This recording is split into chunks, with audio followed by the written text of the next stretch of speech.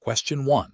When advising a client in Newfoundland and Labrador on a potential real estate investment property, what is the most prudent approach for a licensee to take when evaluating the investment's viability beyond simple calculations? Option A. Focus exclusively on the property's potential for significant capital appreciation, advising the client that this is the primary driver of investment success. Option B. Recommend the property based on a general perception of it being a good deal in the current market, without detailed analysis of its specific investment merits. Option C. Conduct a thorough assessment that integrates qualitative factors such as local market trends, property condition, and rental demand with the client's specific investment objectives and risk tolerance. Option D. Prioritize the property with the highest projected rental income and immediate positive cash flow, assuming consistent occupancy and minimal operating expenses. Correct answer is C. Conduct a thorough assessment that integrates qualitative factors such as local market trends, property condition, and rental demand with the client's specific investment objectives and risk tolerance. Explanation. Scenario analysis. This scenario presents a professional challenge for a real estate licensee in Newfoundland and Labrador because it requires them to navigate the complexities of investment analysis without resorting to simple mathematical calculations. The licensee must demonstrate an understanding of how to evaluate an investment's potential beyond just the numbers, considering qualitative factors and the client's specific circumstances, all while adhering to professional standards and provincial regulations. The challenge lies in providing valuable advice that is both compliant and genuinely beneficial to the client's investment goals. Correct approach analysis. The best professional approach involves a comprehensive assessment that integrates qualitative factors with the client's stated investment objectives and risk tolerance. This means going beyond a simple rate of return calculation to consider market trends, property condition, potential for appreciation, rental demand in the specific Newfoundland and Labrador locale, and the client's personal financial situation and long-term goals. This approach is correct because it aligns with the ethical duty of a real estate licensee to act in the best interest of their client, providing advice that is tailored and informed. The Real Estate Trading Act of Newfoundland and Labrador implicitly requires licensees to exercise due diligence and provide competent advice, which includes understanding the broader context of an investment, not just its immediate financial yield. This holistic view ensures that the client makes an informed decision that is suitable for their unique circumstances. Incorrect approaches analysis, focusing solely on the projected rental income and immediate cash flow without considering other crucial factors, is an incomplete analysis. This approach fails to account for potential vacancies, unexpected maintenance costs, property tax increases, or market downturns, all of which can significantly impact the actual return on investment. Ethically, this is a failure to provide comprehensive advice and could lead the client to an unsuitable investment. Recommending the property based on the highest potential for capital appreciation alone, without thoroughly investigating the underlying market drivers or the client's liquidity needs, is also problematic. While capital appreciation is a component of investment return, it is speculative and not guaranteed. A licensee must ensure the client understands the risks associated with speculative growth and that the investment aligns with their overall financial strategy. This overlooks the duty to provide balanced and realistic advice. Suggesting the property based on its perceived good deal status without a structured analysis of its investment merits is unprofessional. This relies on subjective judgment rather than objective evaluation. The licensee has a responsibility to provide data-driven insights and a reasoned justification for any recommendation, rather than relying on gut feelings or anecdotal evidence. This approach neglects the due diligence required by provincial regulations and ethical codes of conduct. Professional reasoning. Professionals should approach investment analysis by first understanding the client's objectives, risk tolerance, and financial capacity. This forms the foundation for evaluating any potential investment. Next, they should conduct thorough due diligence on the property itself, considering its physical condition, legal status, and local market dynamics. This includes analyzing potential income, expenses, and appreciation prospects, but always within the context of the client's overall goals. Finally, the licensee must present a balanced view of the investment, highlighting both potential benefits and risks, and ensuring the client has sufficient information to make an informed decision, in accordance with their fiduciary duties and the Real Estate Trading Act of Newfoundland and Labrador. Question 2. Compliance review shows that a couple in St. John's, Newfoundland and Labrador is purchasing a property and has expressed a desire for the property to automatically pass to the surviving spouse upon the death of one of them, while also wanting to retain individual control over their respective interests during their lifetime. They are seeking guidance on the most appropriate form of ownership. Option A. Proposed tenancy in common, explaining that it allows for individual ownership shares which they can then will to whomever they choose. Option B. Recommend fee simple ownership, as it represents the highest form of ownership and provides maximum control without needing to consider specific inheritance wishes. Option C. Advise them that joint tenancy is the most suitable form of ownership given their stated desire for the property to automatically pass to the survivor and their intention to maintain individual control during their lifetimes. Option D. Suggest leasehold ownership, as it allows them to occupy the property for a defined period, which might be sufficient for their needs. Correct answer is C. Advise them that joint tenancy is the most suitable form of ownership given their stated desire for the property to automatically pass to the survivor and their intention to maintain individual control during their lifetimes. Explanation. Scenario analysis. This scenario presents a professional challenge due to the potential for misinterpreting property ownership structures, which can lead to significant legal and financial complications for clients. A real estate professional in Newfoundland and Labrador must accurately advise clients on the implications of different ownership types to ensure their decisions align with their intentions and legal requirements. Failure to do so can result in disputes, unintended consequences regarding inheritance, and breaches of professional duty. Correct approach analysis. The best professional approach involves clearly distinguishing between fee simple, leasehold, joint tenancy, and tenancy in common, and then advising the client based on their stated goals for the property. Fee simple represents outright ownership with the fewest restrictions. Leasehold involves the right to occupy for a specific period. Joint tenancy includes the right of survivorship, meaning the property automatically passes to the surviving joint tenant, S, upon death. Tenancy in common allows for individual ownership shares that can be willed to beneficiaries without the right of survivorship. Understanding the client's desire for control, inheritance plans, and duration of interest is paramount. Incorrect approach is analysis. Advising the client to assume fee simple ownership without understanding their specific intentions regarding inheritance or duration of interest is incorrect. This could lead to the property not passing as intended upon death, or the client not understanding the limitations if they only require temporary use. Suggesting joint tenancy without confirming the client's desire for automatic survivorship and their understanding of its implications is also incorrect, as it may not align with their estate planning wishes. Recommending tenancy in common without clarifying the client's understanding of individual ownership shares and the absence of survivorship rights could lead to unintended distribution of their estate. Professional reasoning. Professionals should adopt a client-centric approach, beginning with a thorough needs assessment.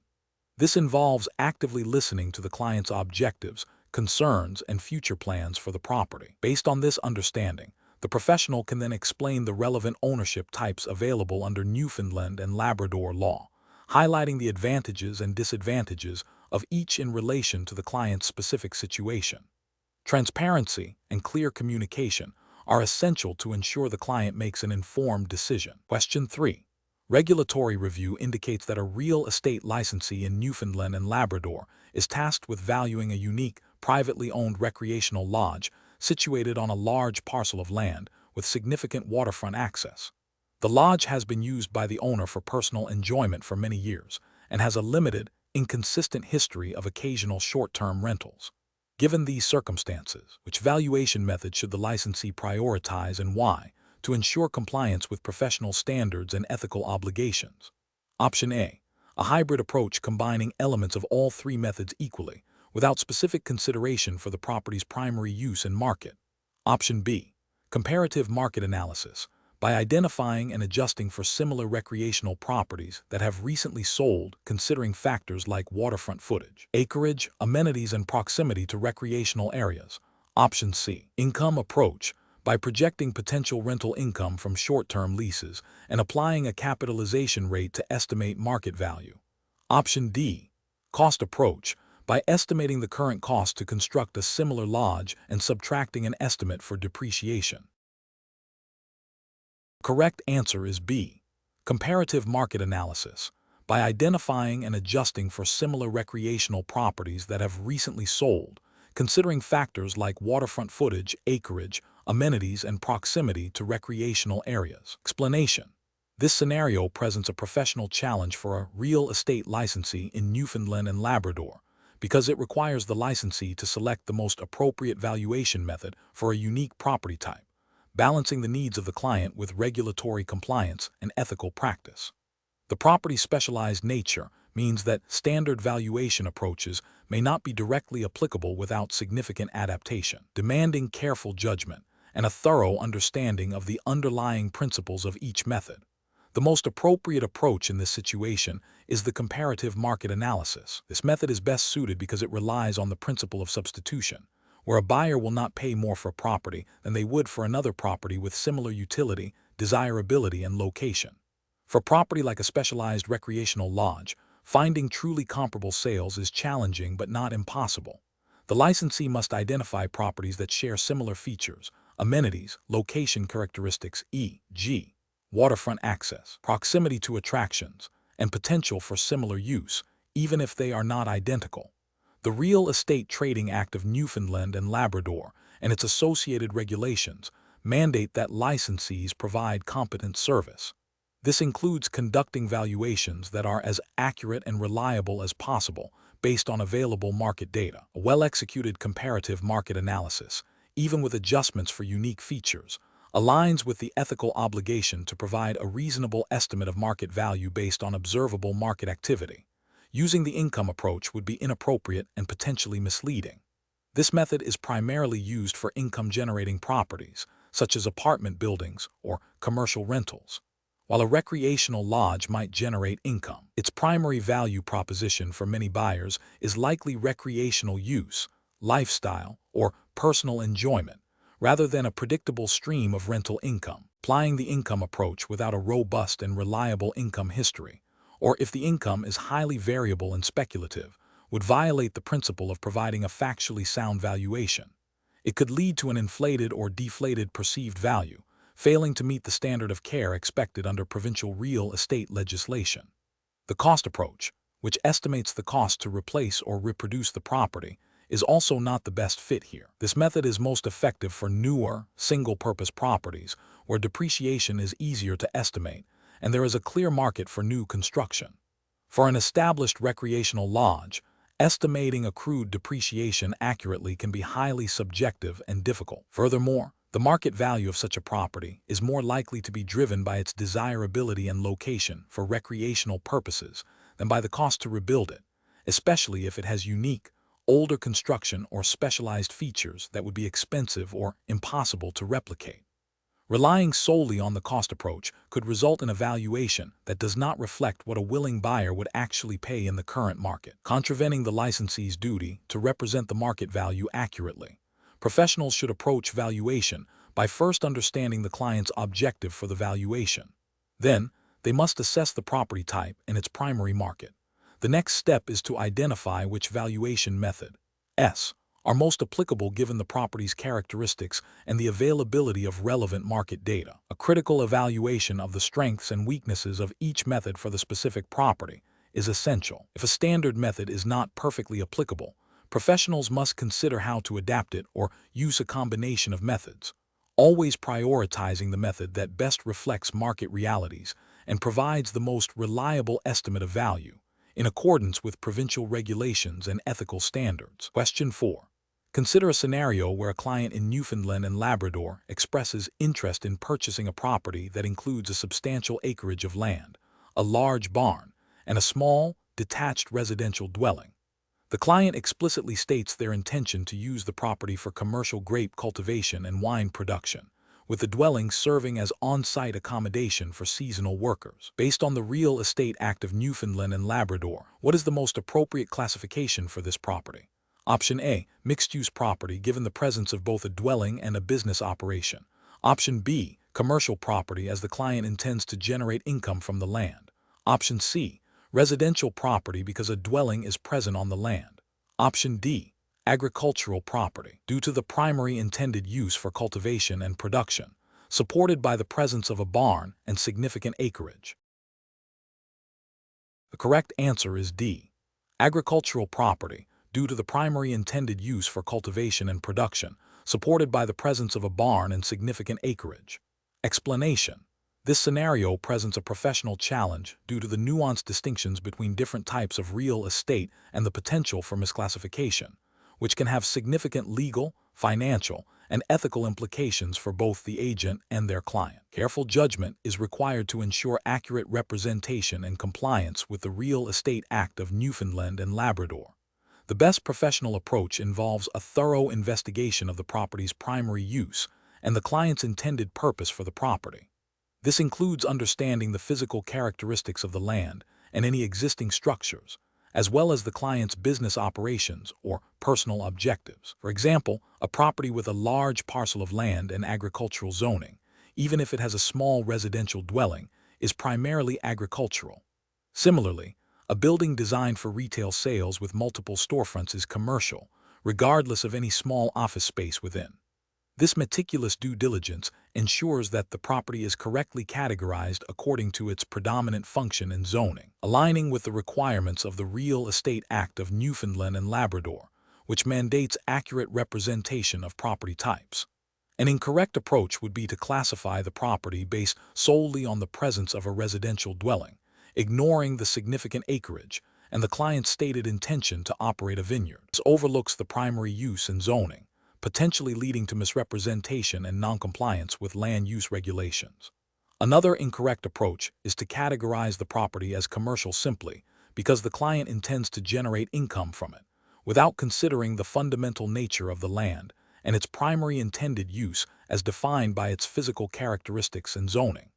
This misinterprets the definition of commercial property, which typically refers to properties used for business operations like retail, office, or hospitality, rather than agricultural production.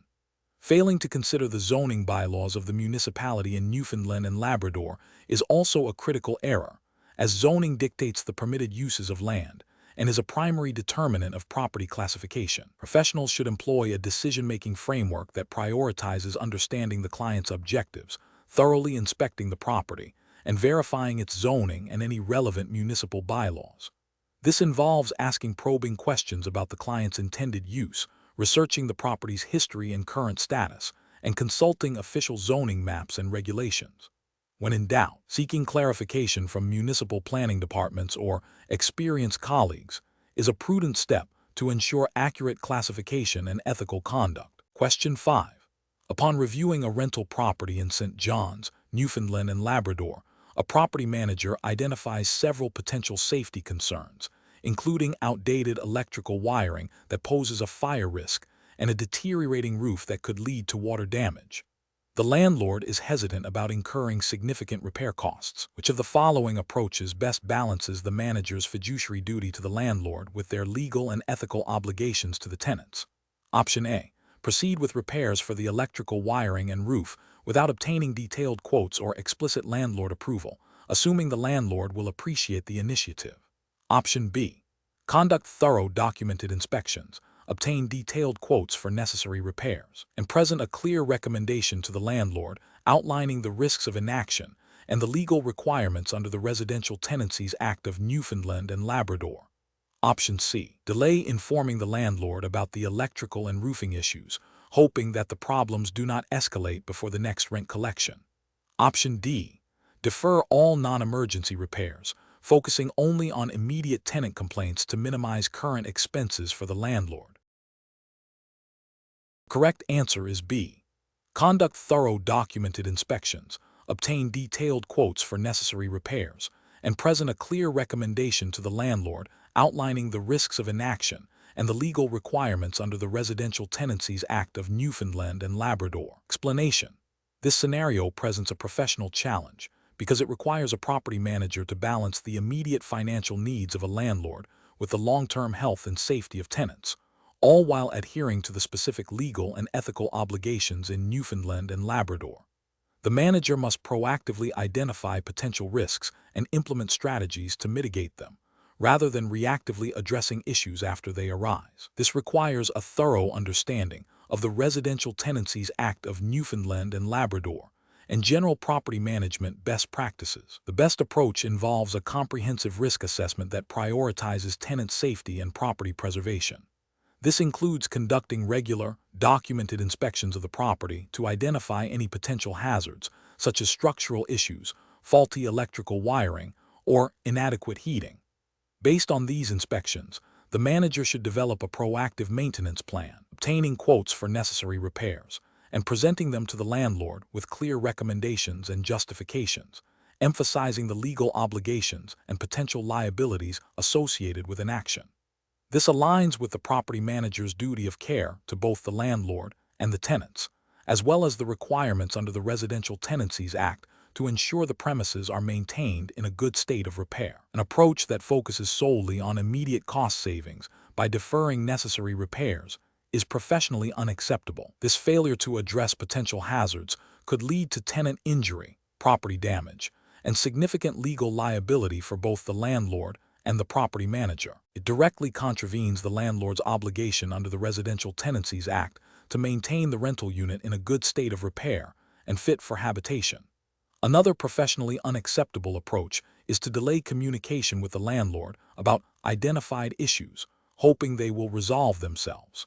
This lack of transparency and proactive communication erodes trust and prevents timely decision-making. It also fails to meet the ethical obligation to keep the landlord informed of material matters affecting their property and exposes both parties to increased risk.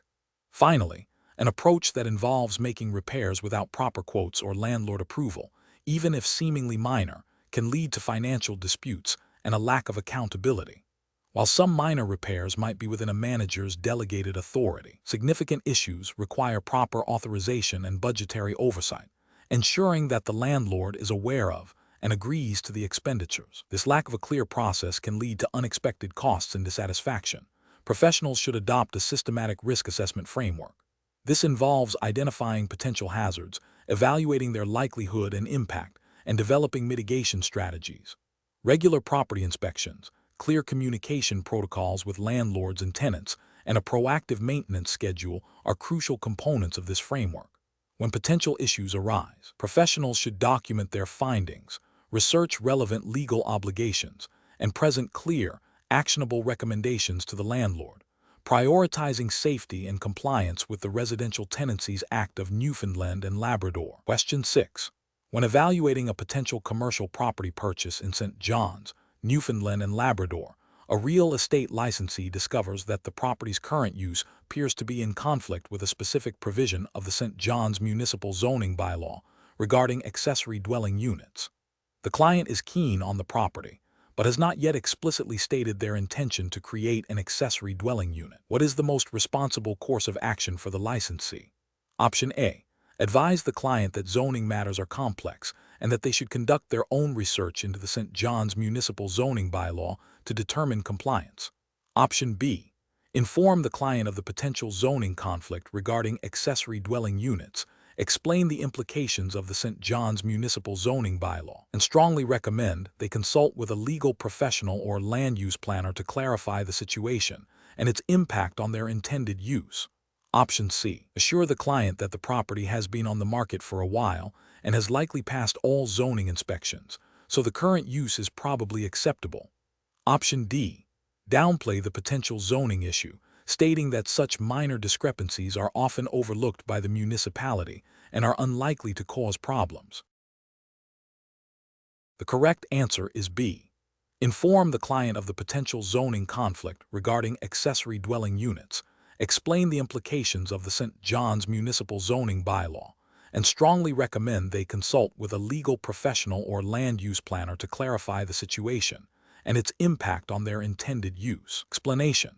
This scenario presents a professional challenge because a real estate licensee must navigate the complexities of municipal zoning bylaws, which can significantly impact property value and development potential, while also upholding their duty to their client and adhering to provincial legislation. Misinterpreting or misrepresenting zoning regulations can lead to significant legal and financial repercussions for both the client and the licensee. Careful judgment is required to ensure accurate information is provided and that the client's understanding aligns with the legal framework. The best approach involves proactively identifying and communicating potential zoning conflicts or restrictions to the client. This means the licensee should, upon discovering a potential issue with the property's compliance with the St. John's Municipal Zoning Bylaw, immediately inform the client of the specific concerns and advise them to seek independent professional advice from a qualified legal professional or land use planner. This approach is correct because it aligns with the licensee's fiduciary duty to act in the best interest of the client, which includes providing accurate and complete information about material facts affecting the property.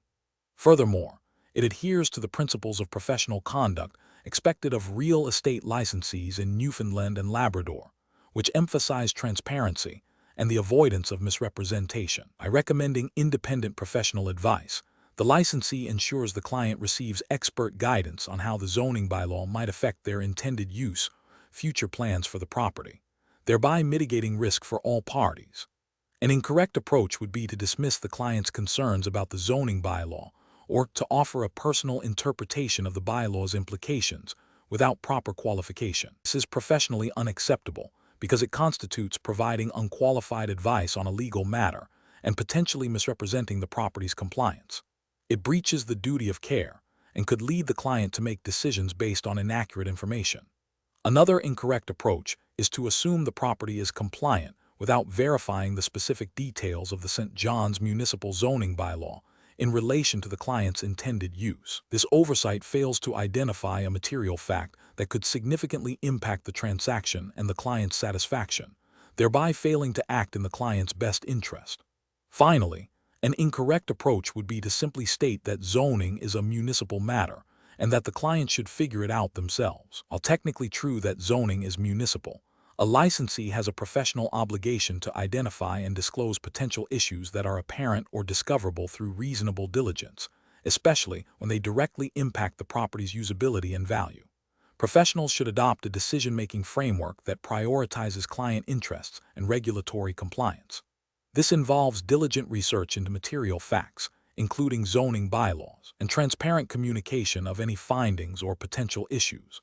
When complex legal or regulatory matters arise, the professional decision-making process dictates advising the client to seek specialized independent advice to ensure informed decision-making. Question 7. The analysis reveals that a buyer in a Newfoundland and Labrador real estate transaction is informed by their lender that private mortgage insurance, PMI, is a mandatory condition for their mortgage approval due to the loan-to-value ratio. The buyer is seeking guidance from their real estate representative on how this impacts their purchase. What is the most appropriate course of action for the real estate representative to take? Option A. Advise the buyer to consult directly with their mortgage broker or financial institution to understand the specific terms, costs, and implications of the PMI policy, while explaining that it is a lender requirement for high-ratio mortgages. Option B.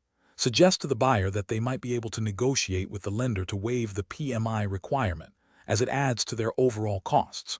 Option C. Provide the buyer with an estimate of the PMI cost and explain how it will be factored into their monthly mortgage payments. Option D. Recommend a specific PMI provider to the buyer based on the representative's past experience and perceived value. The correct answer is A. Advise the buyer to consult directly with their mortgage broker or financial institution to understand the specific terms, costs, and implications of the PMI policy, while explaining that it is a lender requirement for high-ratio mortgages. Explanation.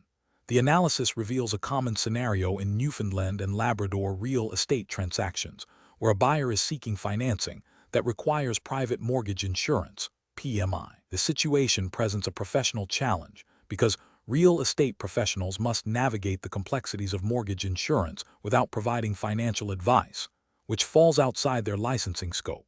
It requires careful judgment to ensure the buyer understands their options and the implications of PMI, while strictly adhering to the Real Estate Trading Act of Newfoundland and Labrador and its associated regulations. The best professional approach involves clearly explaining to the buyer that private mortgage insurance is a requirement of their lender for high-ratio mortgages, and that the cost is typically borne by the borrower.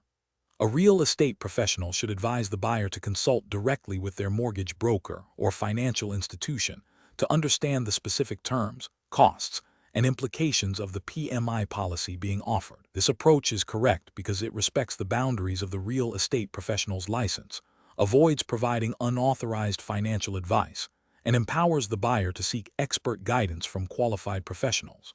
It aligns with the ethical obligation to act in the client's best interest by facilitating informed decision-making through appropriate channels, as implicitly supported by the principles of professional conduct under the Real Estate Trading Act. An incorrect approach would be to advise the buyer on which specific PMI provider to choose or to estimate the cost of PMI without direct input from the lender or a mortgage broker. This is professionally unacceptable because it constitutes providing financial advice, which is outside the scope of a real estate license in Newfoundland and Labrador. Such actions could lead to misinformed decisions by the buyer and potential liability for the real estate professional. Another incorrect approach would be to downplay the significance of PMI or suggest ways to circumvent the lender's requirement.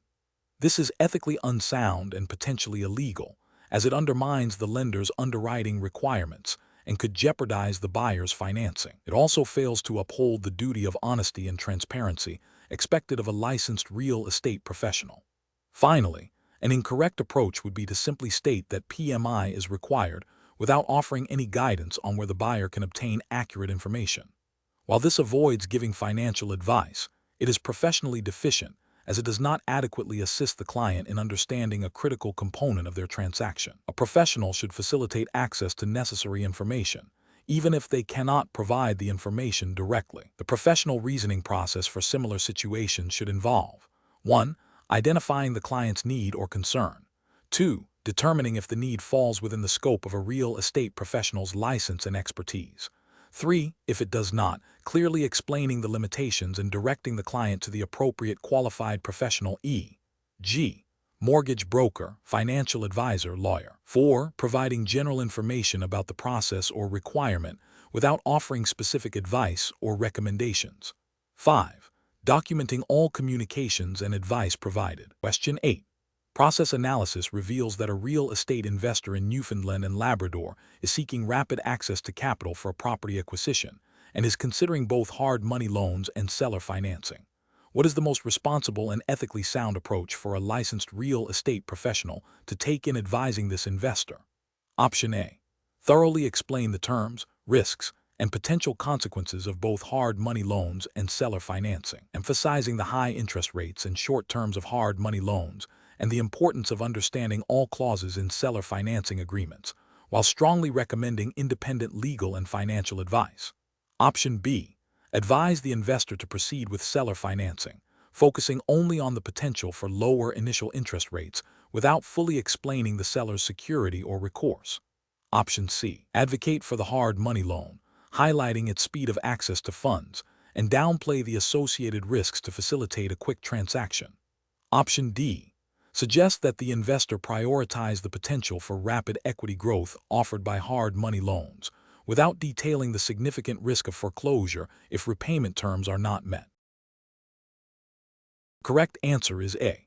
Thoroughly explain the terms, risks, and potential consequences of both hard money loans and seller financing, emphasizing the high interest rates and short terms of hard money loans and the importance of understanding all clauses in seller financing agreements, while strongly recommending independent legal and financial advice. Explanation. Scenario analysis. This scenario presents a professional challenge for a real estate licensee in Newfoundland and Labrador because it involves advising an investor on financing options that carry significant risk and require a thorough understanding of both market realities and regulatory obligations. The licensee must navigate the complexities of hard money loans and seller financing, ensuring the investor is fully informed about the terms, risks, and potential consequences, while also adhering to their fiduciary duties and the Real Estate Trading Act of Newfoundland and Labrador. Misrepresenting or failing to adequately explain these options can lead to financial harm for the investor and professional repercussions for the licensee. Correct approach analysis. The best professional approach involves a comprehensive disclosure and educational process. This means clearly outlining the nature of hard money loans, including their typically high interest rates, short repayment terms, and the significant risk of foreclosure if payments are missed. For seller financing, the licensee must ensure the investor understands the terms of the agreement, including the interest rate, repayment schedule, and any security the seller retains. Crucially, the licensee must emphasize that these are complex financial instruments and strongly recommend that the investor seek independent legal and financial advice before committing. This aligns with the licensee's duty under the Real Estate Trading Act to act with honesty, integrity, and in the best interest of their client, which includes providing full disclosure of material facts and potential risks. Incorrect approaches analysis. Advising the investor to proceed with a hard money loan solely based on the promise of quick access to funds without thoroughly explaining the associated high costs and foreclosure risks is professionally unacceptable. This fails to meet the duty of care and disclosure required by the Real Estate Trading Act, as it omits critical information about the potential negative consequences. Recommending seller financing without ensuring the investor understands the specific terms of the agreement, such as the interest rate, repayment schedule, and the seller's recourse in case of default, is also a failure. This lack of transparency can lead to misunderstandings and disputes, violating the licensee's obligation to facilitate a fair and informed transaction. Focusing only on the potential for rapid equity growth with a hard money loan, while downplaying the substantial risk of losing the investment due to default, demonstrates a lack of due diligence and a failure to act in the client's best interest. This selective presentation of information is misleading and unethical. Professional reasoning. Professionals should approach financing discussions by prioritizing client education and informed consent. This involves a structured process. First, understanding the client's financial situation and investment goals. Second, explaining the general characteristics and risks of various financing options relevant to the Newfoundland and Labrador market. Third, detailing the specific terms and implications of any proposed loan or financing agreement. And fourth, consistently advising the client to seek independent legal and financial counsel to validate their understanding and decisions. This layered approach ensures that the client is empowered to make well-informed choices, thereby upholding professional standards and regulatory requirements. Question 9. A client in St. John's, Newfoundland and Labrador is considering investing in a diversified real estate investment trust REIT that owns commercial properties across Atlantic Canada. To help them assess the investment's intrinsic value, you need to calculate the net asset value (NAV) per unit. The REIT's latest financial statements indicate total assets with a book value of $500,000,000, total liabilities of $150,000,000, and $10,000,000 outstanding units. However, independent appraisals suggest the current market value of the REIT properties is 15% higher than their book value, and other assets are valued at their book value. What is the correct net asset value (NAV) per unit for this REIT? Option A, $15.00.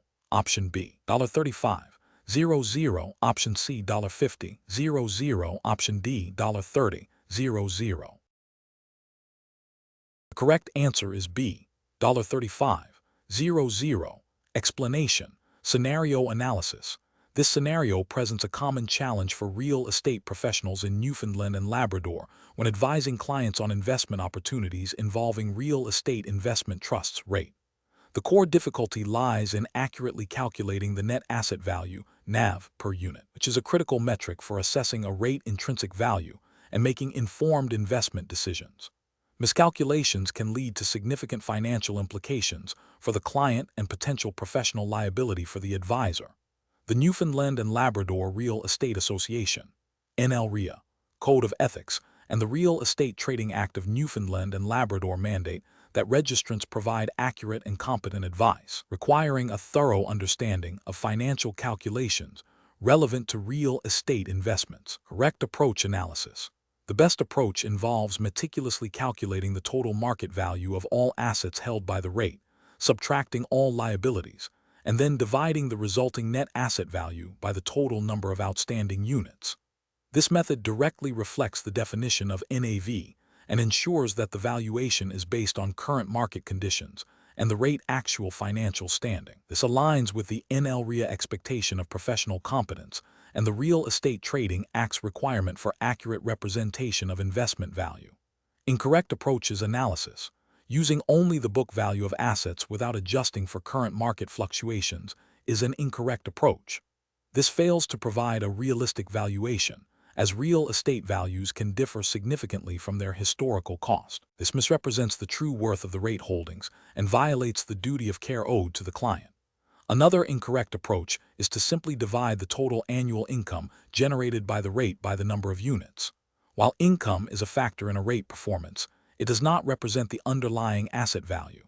This method ignores the capital appreciation or depreciation of the REIT properties and its debt obligations, leading to a misleading assessment of the REIT financial health. Finally, calculating NAV based solely on the REIT share price on a stock exchange is also an incorrect approach for determining intrinsic value. Share prices are influenced by market sentiment, supply and demand, and can trade at a premium or discount to the NAV. Relying solely on the market price without understanding the underlying asset value can lead to overpaying for an investment or missing out on undervalued opportunities. Professional reasoning. Professionals in Newfoundland and Labrador must adopt a systematic and accurate approach to financial calculations. When advising on REIT, this involves understanding the components of NAV and applying the correct formula. This requires continuous professional development to stay abreast of financial valuation techniques and regulatory expectations. A robust decision-making process would involve 1. Identifying the client's investment objectives and risk tolerance. 2. Gathering all relevant financial data for the REIT. 3. Performing accurate NAV calculations using accepted methodologies. 4. Clearly communicating the findings and the assumptions made to the client. And 5. Documenting all advice and calculations. Question 10. To address the challenge of maintaining an active real estate license in Newfoundland and Labrador while managing a busy professional schedule, a licensee realizes their annual license renewal is approaching. They recall completing several continuing education courses last year. What is the most prudent course of action to ensure their license remains valid and compliant with provincial regulations? Option A. Proactively research the current year's specific continuing education requirements mandated by the Real Estate Regulatory Authority of Newfoundland and Labrador, and schedule completion of these courses well before the renewal deadline. Option B. Complete the minimum number of continuing education hours required, focusing on the easiest or most readily available courses, without considering their specific relevance to current market conditions or ethical best practices. Option C. Wait until the final week before the license renewal deadline to assess what continuing education is still needed and attempt to complete it quickly. Option D. Assume that the continuing education courses completed last year will satisfy the requirements for this year's renewal, as the core topics are likely still relevant. The correct answer is A. Proactively research the current year's specific continuing education requirements mandated by the Real Estate Regulatory Authority of Newfoundland and Labrador, and schedule completion of these courses well before the renewal deadline. Explanation. This scenario is professionally challenging because it requires a real estate licensee in Newfoundland and Labrador to navigate the nuances of licensing renewal and continuing education requirements while managing a demanding professional life. The pressure of maintaining an active license, which is crucial for earning income and continuing practice, can lead to hasty decisions if not approached with careful consideration of the specific regulations. The correct approach involves proactively identifying the exact continuing education requirements for license renewal in Newfoundland and Labrador, and planning to complete them well in advance of the deadline. This ensures compliance with the Real Estate Regulatory Authority of Newfoundland and Labrador's RRA mandates, which are designed to maintain professional competency and ethical standards within the industry. By prioritizing these requirements and scheduling them appropriately, the licensee demonstrates a commitment to professional development and avoids the risk of license lapse, which would prevent them from conducting real estate transactions legally. This proactive strategy aligns with the ethical obligation to remain qualified and informed, as stipulated by provincial real estate legislation and RRA guidelines. An incorrect approach would be to assume that previous continuing education courses are automatically sufficient for the current renewal period.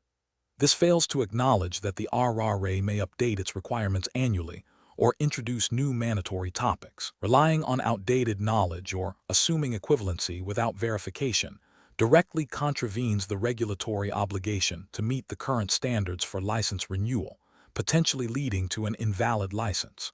Another incorrect approach is to wait until the last possible moment to address continuing education. This creates a high-risk situation where unforeseen circumstances, such as illness, technical issues with online courses, or RRA processing delays, could prevent timely completion. This disregard for the RRA's deadlines and the importance of timely compliance demonstrates a lack of professional responsibility and could result in a lapse in licensure, impacting the licensee's ability to practice and their reputation. Finally, an incorrect approach would be to only complete the minimum number of hours without considering the quality or relevance of the courses to current market practices or ethical considerations. While meeting the hour requirement is necessary, the spirit of continuing education is to enhance knowledge and skills. Failing to select courses that offer genuine professional development, even if they meet the minimum hour count, undermines the purpose of the RRA's continuing education policy and the licensee's ethical duty to provide competent service. Professionals should adopt a decision-making framework that prioritizes regulatory compliance and ethical practice.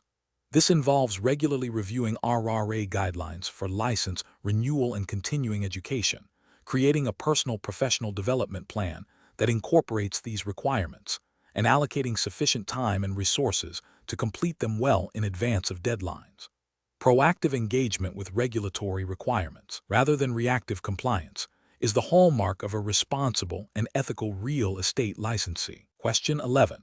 A seller in St. John's, Newfoundland and Labrador, is looking to sell their property. They have expressed a desire for maximum exposure to potential buyers and are willing to pay a commission only if the sale is successfully completed through a real estate brokerage. They are not interested in marketing the property themselves. Considering the seller's objectives and the need to ensure clear commission entitlement for the brokerage, which type of listing agreement would best serve their interests and comply with professional standards in Newfoundland and Labrador? Option A. An exclusive right to sell listing agreement, which ensures the brokerage earns a commission regardless of who finds the buyer, provided the sale occurs during the listing period. Option B. An exclusive agency listing agreement, which allows the seller to sell the property themselves without paying a commission, but the brokerage earns a commission if they find the buyer. Option C. An open listing agreement, where any brokerage that brings a buyer receives the commission, and the seller can also sell it themselves without commission. Option D. A net listing agreement, where the seller agrees to a minimum sale price and the brokerage earns any amount above that price as their commission. The correct answer is A. An exclusive right to sell listing agreement, which ensures the brokerage earns a commission regardless of who finds the buyer, provided the sale occurs during the listing period. Explanation. This scenario presents a professional challenge because the real estate agent must navigate the differing legal implications and client expectations associated with various listing agreements, ensuring full compliance with Newfoundland and Labrador real estate regulations and ethical standards. The agent's primary responsibility is to act in the client's best interest while adhering to the terms of the chosen agreement. Misunderstanding or misrepresenting these agreements can lead to legal disputes, loss of commission, and damage to professional reputation. The best professional approach involves clearly explaining the implications of each listing agreement type to the seller and recommending the one that best aligns with their stated goals and the market conditions, while ensuring the chosen agreement is properly executed and understood by all parties. Specifically, recommending an exclusive right to sell agreement in this context is appropriate because it offers the seller the broadest marketing reach and the highest likelihood of a sale by incentivizing the listing brokerage to invest fully in promotion, while still ensuring the seller only pays a commission if the sale is completed through the brokerage's efforts. This aligns with the Newfoundland and Labrador Real Estate Association, NLREA, guidelines on fair representation and client service. An exclusive agency agreement, while allowing the seller to sell the property themselves without owing a commission, carries the risk that the seller might inadvertently introduce a buyer who was already exposed to the property by the listing brokerage, leading to disputes over commission entitlement. This approach fails to fully protect the brokerage's potential commission if the seller's direct efforts lead to a sale, potentially undermining the incentive for robust marketing. An open listing agreement, where multiple brokerages can market the property and the first one to procure a buyer earns the commission, is the least advantageous for the seller in terms of focused marketing effort and can lead to confusion and conflicting marketing strategies. This approach can also lead to situations where the seller is approached by multiple agents with similar offers, creating inefficiency and potential for miscommunication, which is not in the seller's best interest for maximizing sale price and ensuring a smooth transaction. The professional decision-making process should involve a thorough consultation with the seller to understand their priorities, e.g., speed of sale, maximum price, ability to market themselves. Based on this understanding, the agent should then present the different listing agreement types, clearly outlining the rights, responsibilities, and commission structures of each, referencing the relevant clauses within the Newfoundland and Labrador Real Estate Act and its associated regulations. The agent must then recommend the agreement that best serves the seller's stated objectives and the brokerage's ability to provide effective service, ensuring the seller makes an informed decision. Question 12. Research into real estate transactions in Newfoundland and Labrador has revealed a common scenario where a real estate salesperson, initially engaged to list a property for a seller, discovers that a buyer they have been working with independently is interested in purchasing that same property. Considering the obligations under Newfoundland and Labrador's real estate regulations, what is the most ethically sound and legally compliant course of action for the salesperson in this situation? Option A. Inform the buyer that they can no longer represent them in this specific transaction due to the conflict and continue to exclusively represent the seller, without seeking the seller's explicit consent to the buyer's continued interest. Option B. Immediately disclose the potential dual agency situation to both the seller and the buyer, clearly explaining the implications, and obtain their informed written consent before proceeding with any further representation of either party in this transaction. Option C. Advise the buyer on strategies to negotiate the lowest possible price for the property, while continuing to represent the seller and collect their commission, without informing the seller of the buyer's specific interest or the agent's advice to the buyer. Option D. Proceed with representing the seller and assist the buyer in making an offer, assuming they can manage the competing interests without explicit disclosure, as long as the final sale price is agreeable to the seller. The correct answer is B.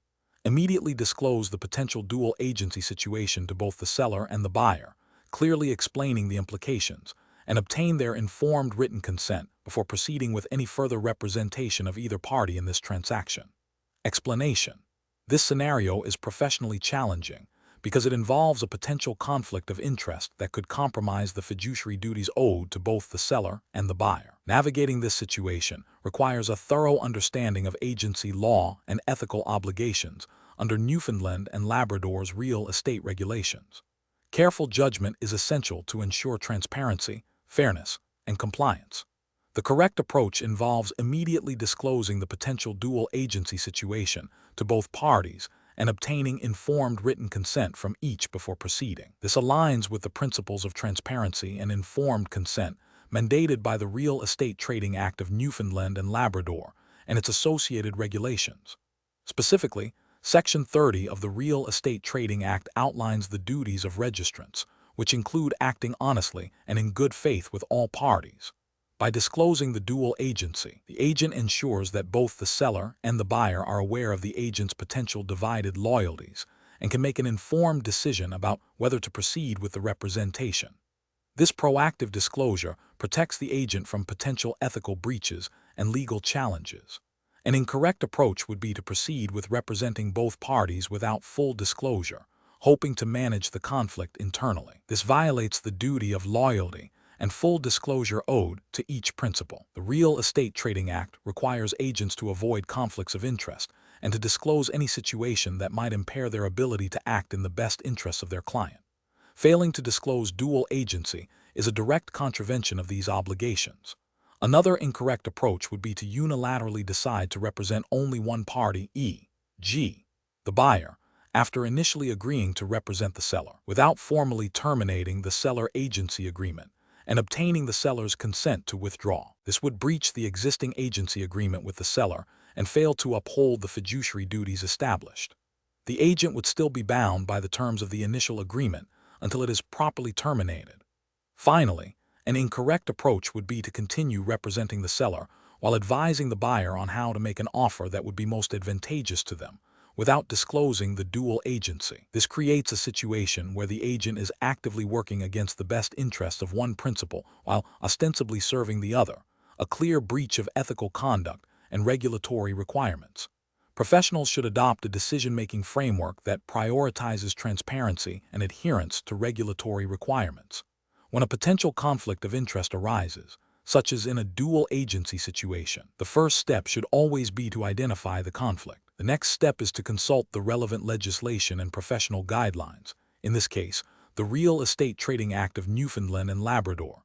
The agent must then proactively disclose the conflict to all affected parties, clearly explaining the implications. Obtaining informed, written consent from all parties is paramount before proceeding. If consent is not obtained, or if the conflict cannot be adequately managed, the agent must decline to act or withdraw from representing one or both parties in a manner that respects their existing agreements. Question 13. Which approach would be most appropriate for a real estate professional in Newfoundland and Labrador when a prospective buyer expresses interest in viewing properties but is hesitant to sign a buyer representation agreement? Option A. Clearly explain the benefits of a buyer representation agreement to the prospective buyer, detailing the agent's duties, the scope of representation, and the compensation structure, and allow the buyer time to consider it. Option B. Proceed with showing properties without any agreement, assuming the buyer will eventually sign one if they find a suitable property. Option C. Suggest the buyer can sign the agreement at a later date, without specifying when or under what conditions. Option D. Insist on the buyer signing a buyer representation agreement before showing any properties to ensure commitment. The correct answer is A. Clearly explain the benefits of a buyer representation agreement to the prospective buyer, detailing the agent's duties, the scope of representation, and the compensation structure, and allow the buyer time to consider it. Explanation. This scenario is professionally challenging because it requires the real estate professional to navigate a situation where a potential buyer has expressed interest but is hesitant to formalize the relationship. The challenge lies in balancing the need to secure a buyer representation agreement, which protects both the buyer and the agent, with the risk of alienating a prospective client by being overly aggressive. Careful judgment is required to ensure compliance with ethical obligations and to build trust. The best professional approach involves clearly explaining the benefits of a buyer representation agreement to the prospective buyer, emphasizing how it outlines the agent's duties, the scope of representation, and the terms of compensation, thereby providing clarity and security for the buyer. This approach aligns with the principles of transparency and informed consent, which are fundamental to ethical real estate practice in Newfoundland and Labrador. By proactively educating the buyer on the value proposition of formal representation, the agent demonstrates professionalism and a commitment to serving the buyer's best interests, as expected under provincial real estate regulations.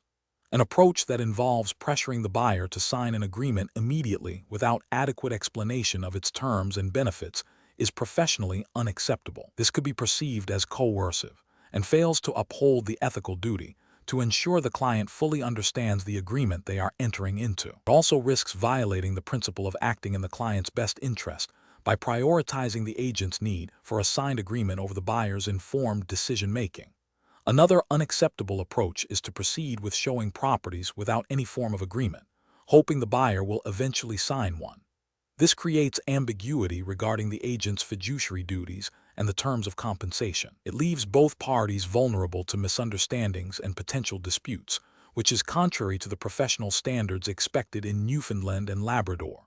Finally, an approach that involves suggesting the buyer can sign the agreement at a later date without clearly defining when and under what conditions is also problematic. This lack of clear commitment and defined terms can lead to confusion and may not adequately protect the agent's interests or ensure the buyer understands the ongoing commitment involved in a representation agreement. Professionals should adopt a decision-making framework that prioritizes client education and informed consent. This involves clearly communicating the purpose and benefits of a buyer representation agreement, addressing any concerns the buyer may have, and allowing them sufficient time to review the document before signing. The goal is to foster a relationship built on trust and mutual understanding, ensuring all parties are clear on their rights and obligations. Question 14. The performance metrics show a consistent trend of lower than average commission payouts for agents working under a tiered commission structure in Newfoundland and Labrador. Considering the Real Estate Trading Act of Newfoundland and Labrador, what is the most professionally responsible course of action for the brokerage to address this situation? Option A. Disregard the performance metrics, attributing the lower payouts to individual agent performance, and maintain the existing commission structure. Option B. Introduce a new, significantly more complex commission structure with a different calculation method, without providing agents with clear explanations or training on how it will affect their earnings. Option C. Conduct a comprehensive review of the current tiered commission structure, benchmark it against industry standards in Newfoundland and Labrador, consult with agents for feedback, and propose data-informed adjustments if necessary to ensure fairness and competitiveness. Option D.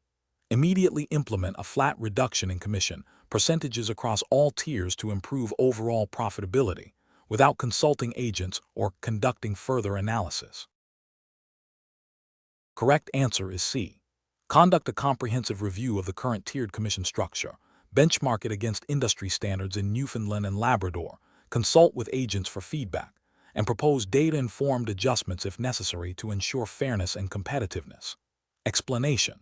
The performance metrics show a consistent trend of lower than average commission payouts for agents working under a tiered commission structure in Newfoundland and Labrador. This scenario is professionally challenging because it requires the brokerage to balance agent motivation and retention with the financial sustainability of the business, all while adhering to the Real Estate Trading Act of Newfoundland and Labrador and its associated regulations.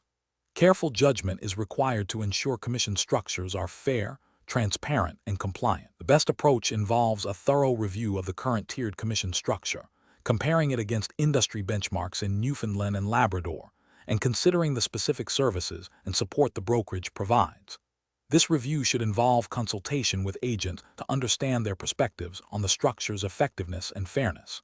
If the review indicates the structure is indeed demotivating or perceived as unfair, the brokerage should propose adjustments that maintain competitiveness and agent satisfaction, such as modifying the tiers, introducing bonuses for specific achievements, or offering alternative compensation models.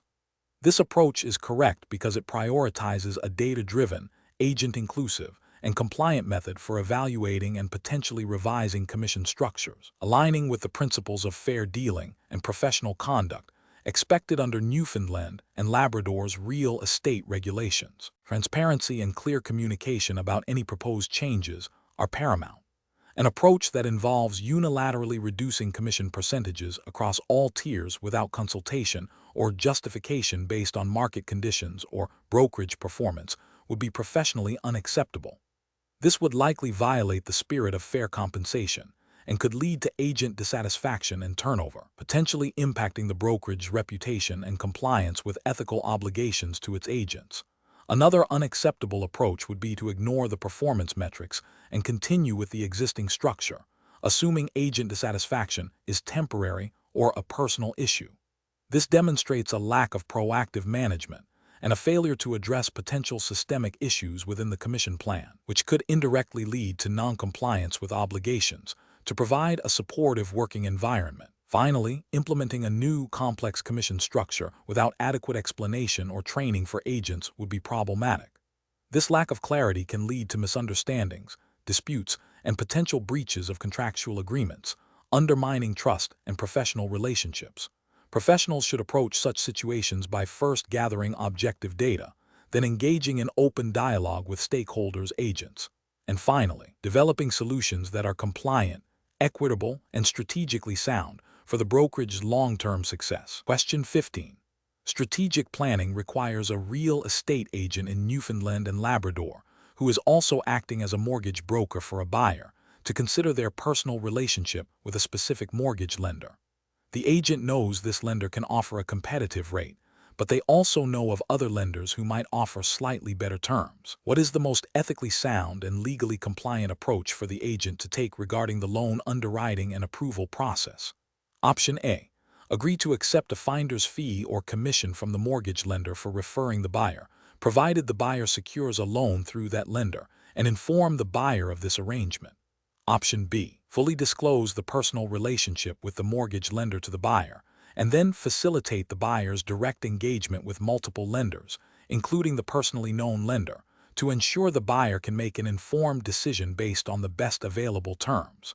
Option C. Recommend the mortgage lender with whom the agent has a personal relationship, highlighting their competitive rate, without explicitly mentioning the personal connection to the buyer. Option D. Advise the buyer that the personally known lender's offer is likely sufficient and encourage them to proceed with that option to expedite the approval process. The correct answer is B. Fully disclose the personal relationship with the mortgage lender to the buyer, and then facilitate the buyer's direct engagement with multiple lenders, including the personally known lender, to ensure the buyer can make an informed decision based on the best available terms. Explanation. Scenario analysis. This scenario presents a common challenge in loan underwriting where a real estate agent, acting as a mortgage broker, encounters a potential conflict of interest. The agent has a fiduciary duty to their client, the buyer, to secure the best possible financing terms. Simultaneously, they are aware of a personal relationship with a mortgage lender who is offering a slightly less favorable rate. Navigating this situation requires careful judgment to uphold ethical obligations and regulatory compliance under Newfoundland and Labrador real estate law, specifically concerning disclosure and avoiding undue influence. The challenge lies in balancing the client's financial interest with the agent's personal connections and ensuring transparency throughout the loan approval process. Correct approach analysis. The best professional practice involves prioritizing the client's best interests and maintaining full transparency. This means the agent must disclose their personal relationship with the mortgage lender to the buyer immediately and unequivocally. Following this disclosure, the agent should facilitate the buyer's direct engagement with multiple lenders, including the personally known lender and others, allowing the buyer to make an informed decision based on the best available terms. The agent's role should be to provide objective information and facilitate the process, not to steer the client towards a particular lender due to personal ties. This approach aligns with the fiduciary duties of a real estate agent in Newfoundland and Labrador, emphasizing client welfare and ethical conduct as mandated by provincial real estate regulations. Incorrect approaches analysis.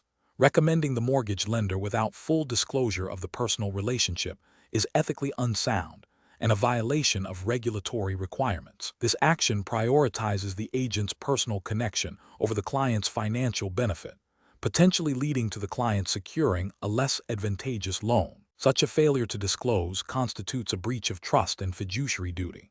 Accepting a finder's fee or commission from the mortgage lender without the buyer's explicit, informed consent is also a serious regulatory breach. This creates a direct financial incentive for the agent to direct business to that lender, regardless of whether it is the best option for the buyer. This practice is prohibited under Newfoundland and Labrador real estate legislation, designed to prevent conflicts of interest and protect consumers. Suggesting to the buyer that the personally known lender's offer is good enough, without actively exploring other options or encouraging comparison shopping, undermines the agent's duty to secure the best possible financing. This approach, while not overtly deceptive, fails to meet the standard of care expected of a real estate professional and can lead to the client missing out on better terms, thereby violating the spirit of client advocacy. Professional reasoning.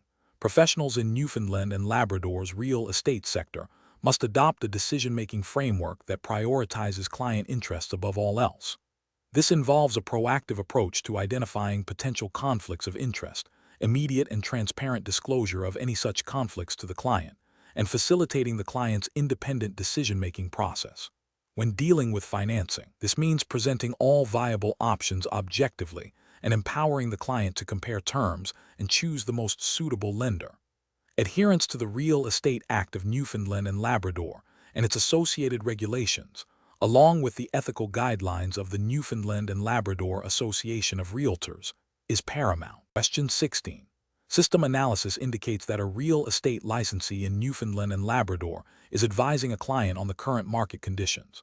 Which of the following approaches best reflects professional practice and regulatory compliance when assessing the real estate market and economic factors? Option A. Conducting a detailed analysis of local market data for Newfoundland and Labrador, considering provincial economic indicators, interest rate trends, and employment statistics to provide an objective market assessment. Option B, prioritizing the advice of a single mortgage broker regarding market stability without cross-referencing with broader economic data or local market reports.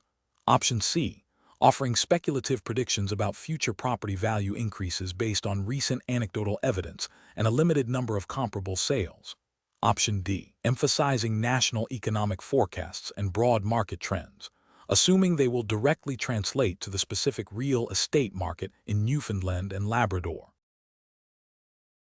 The correct answer is A, conducting a detailed analysis of local market data for Newfoundland and Labrador, considering provincial economic indicators, interest rate trends, and employment statistics to provide an objective market assessment. Explanation: scenario analysis. This scenario presents a professional challenge for a real estate licensee in Newfoundland and Labrador due to the inherent volatility of real estate markets and the influence of broader economic factors. A licensee must navigate the complexities of market fluctuations, interest rate changes, and employment trends to provide accurate and ethical advice to clients. Failure to do so can lead to misinformed decisions by clients, potential financial losses, and breaches of professional duty under the Real Estate Trading Act of Newfoundland and Labrador and its associated regulations. The challenge lies in synthesizing economic data and market indicators into actionable, client-specific advice without making speculative predictions. Correct approach analysis. The best professional approach involves a thorough analysis of current and historical market data specific to Newfoundland and Labrador, coupled with an understanding of prevailing economic indicators such as interest rates, inflation, and employment figures. This approach prioritizes providing clients with objective information about market trends, potential risks, and opportunities based on evidence. It aligns with the ethical obligations under the Real Estate Trading Act to act with honesty, integrity, and in the best interest of the client, which includes providing accurate market assessments. This method emphasizes educating the client on the factors influencing the market, empowering them to make informed decisions, rather than relying on speculative forecasts. Incorrect approach is analysis. Focusing solely on national economic trends without considering local market nuances in Newfoundland and Labrador is an inadequate approach.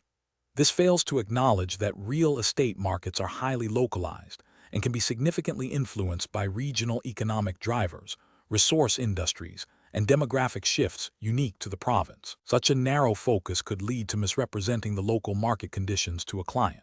Making definitive predictions about future market performance based on a few recent sales or anecdotal evidence is also professionally unsound. The Real Estate Trading Act mandates that licensees provide factual information and avoid misrepresentation. Speculative predictions, especially without a robust analytical foundation, can be misleading and expose both the client and the licensee to undue risk. Relying exclusively on the advice of a single mortgage broker without independent verification or consideration of broader market factors is another flawed approach.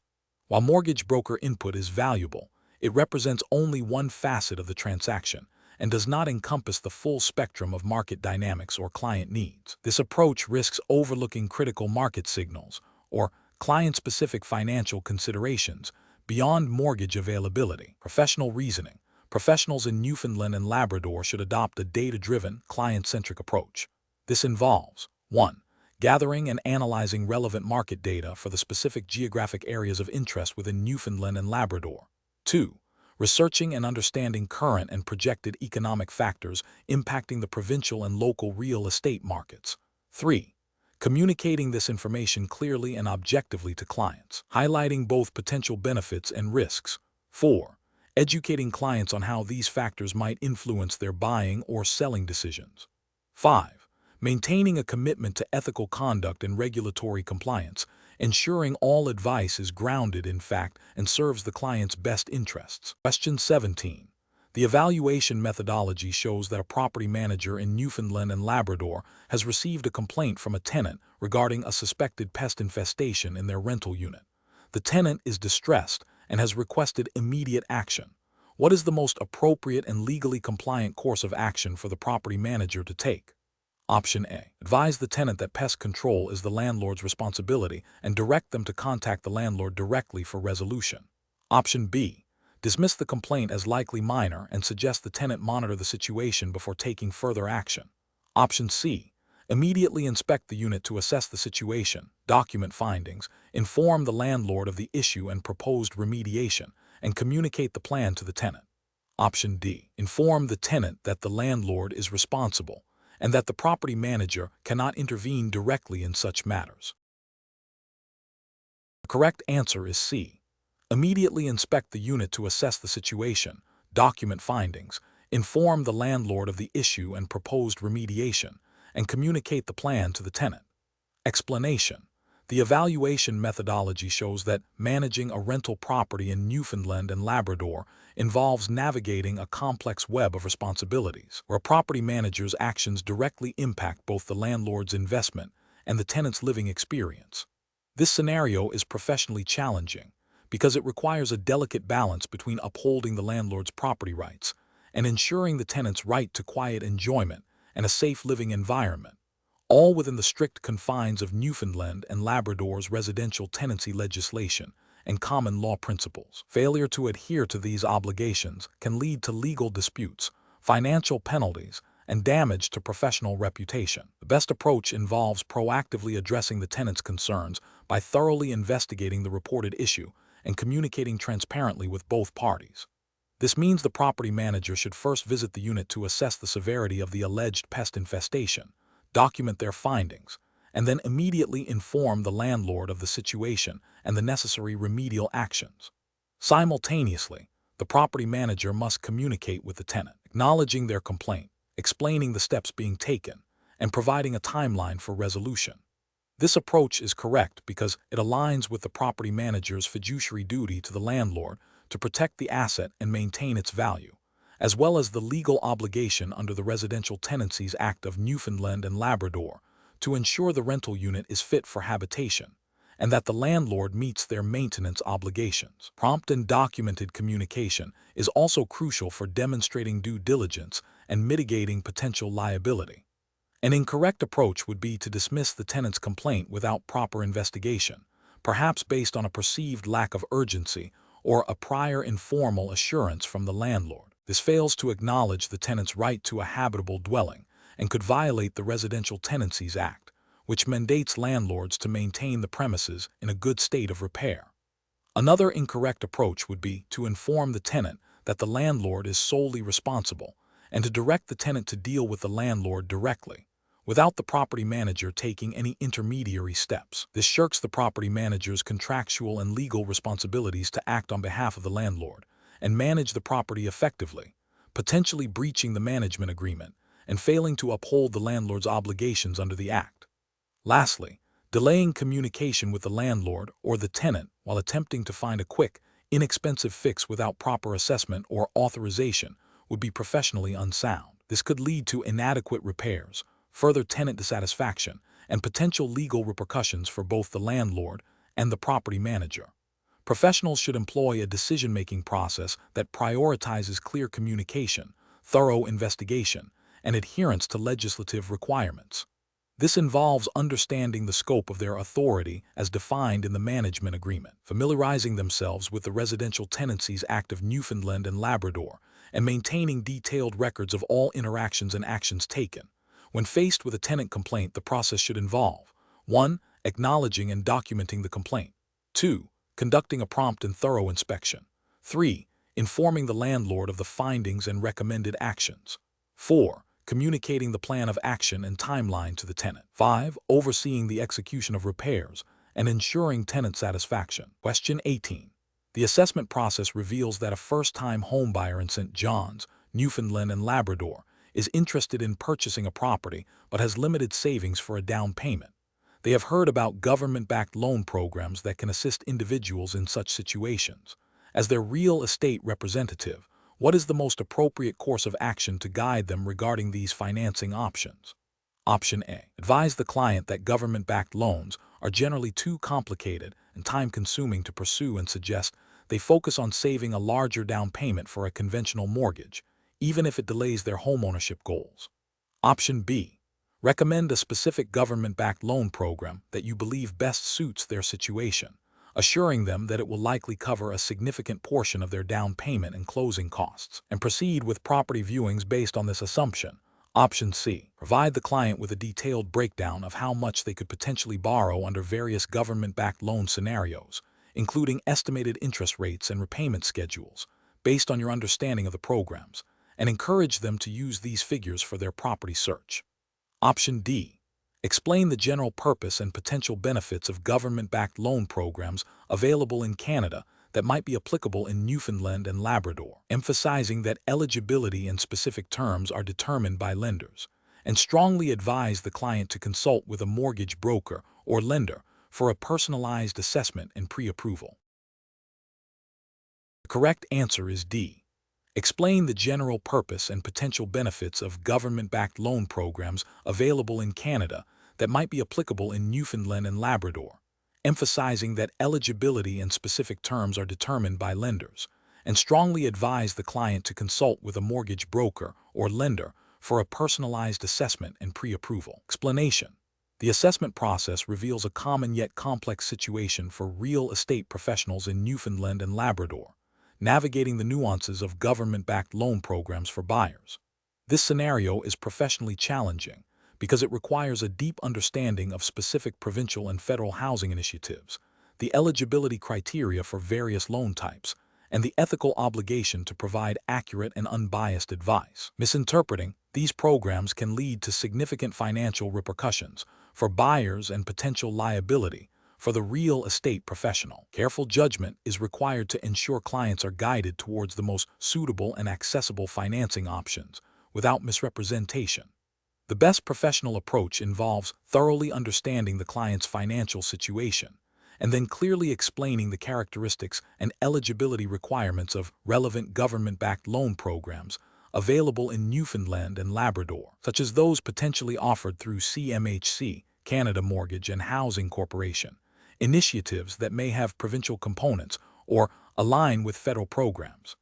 This includes discussing the general purpose of programs like those designed to assist first-time homebuyers or those with specific income levels, and advising the client to consult directly with a qualified mortgage broker or lender who specializes in these programs to confirm eligibility and application procedures. This approach is correct because it prioritizes client education and empowers them to make informed decisions by directing them to the experts who can provide definitive guidance on loan specifics and approvals, aligning with the ethical duty of care and the requirement to act in the client's best interest.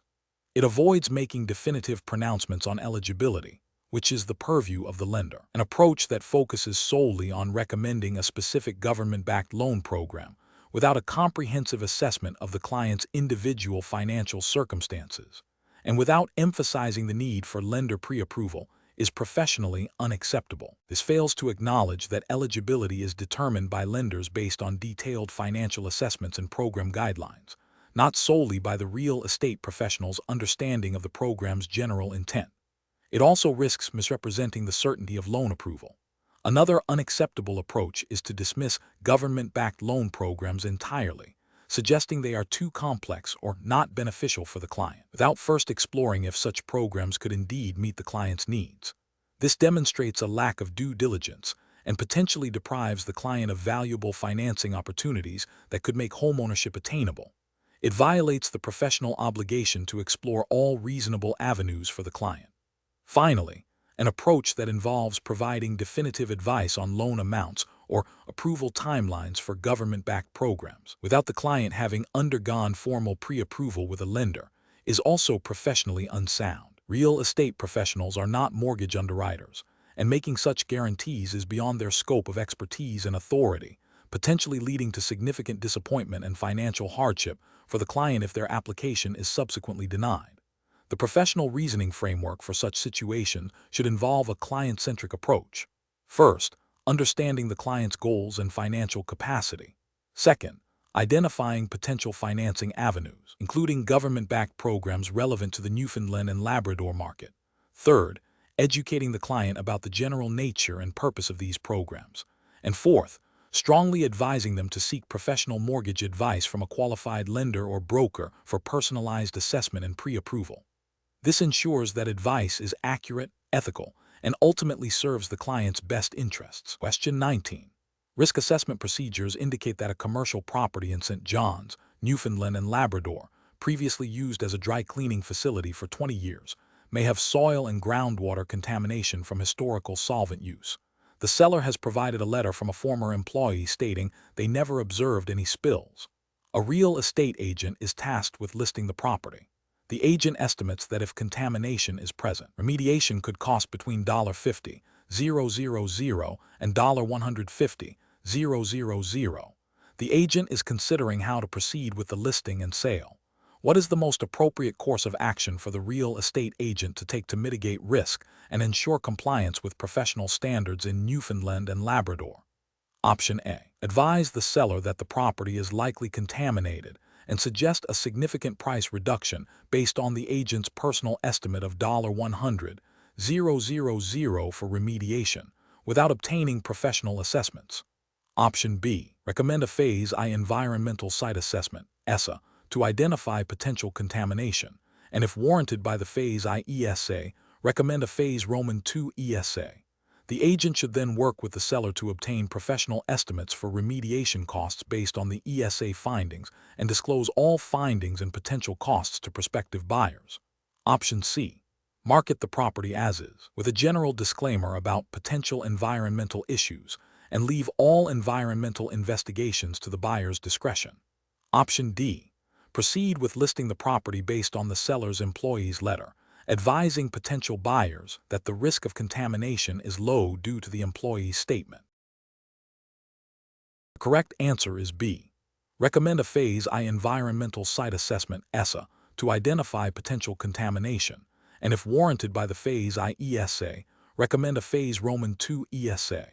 The agent should then work with the seller to obtain professional estimates for remediation costs based on the ESA findings and disclose all findings and potential costs to prospective buyers. Explanation. Scenario analysis. This scenario presents a professional challenge due to the inherent uncertainty surrounding environmental contamination and its potential impact on property value and future liability.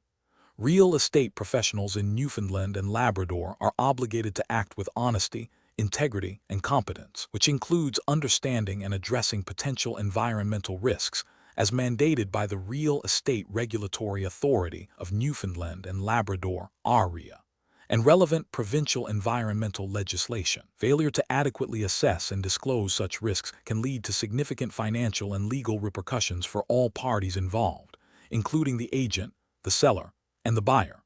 Correct approach analysis.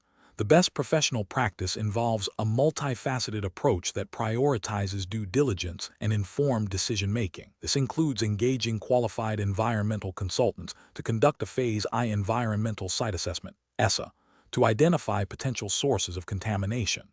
Based on the Phase I ESA findings, a Phase II ESA may be recommended to confirm the presence and extent of contamination. The cost of these assessments, along with potential remediation expenses, should be factored into the property's valuation and disclosed to potential buyers. This approach aligns with the REA duty of care and the principles of responsible real estate practice, ensuring that buyers are fully informed about environmental liabilities before making a purchase. The calculation of potential remediation costs, even if estimated, is crucial for a realistic valuation. Incorrect approaches analysis. One incorrect approach involves solely relying on the seller's verbal assurances regarding the absence of contamination and proceeding with the sale without any independent environmental investigation. This fails to meet the professional standard of care and the REA expectations for due diligence. It exposes the agent to liability for misrepresentation or failure to disclose material latent defects, as verbal assurances are not a substitute for professional assessment. Another incorrect approach is to downplay the significance of visible signs of potential contamination, such as unusual odors or discolored soil, and to proceed with marketing the property without recommending an environmental assessment. This demonstrates a lack of professional judgment and a disregard for potential environmental hazards, which could have serious health and safety implications for future occupants and significant remediation costs. A third incorrect approach is to provide a personal estimate of remediation costs without the expertise of a qualified environmental professional. This can lead to inaccurate valuations and misinformed decisions by both buyer and seller, potentially resulting in disputes and legal action. The ARIA expects professionals to operate within their scope of expertise and to refer complex issues like environmental remediation to specialists. Professional reasoning. Professionals should adopt a systematic risk management approach.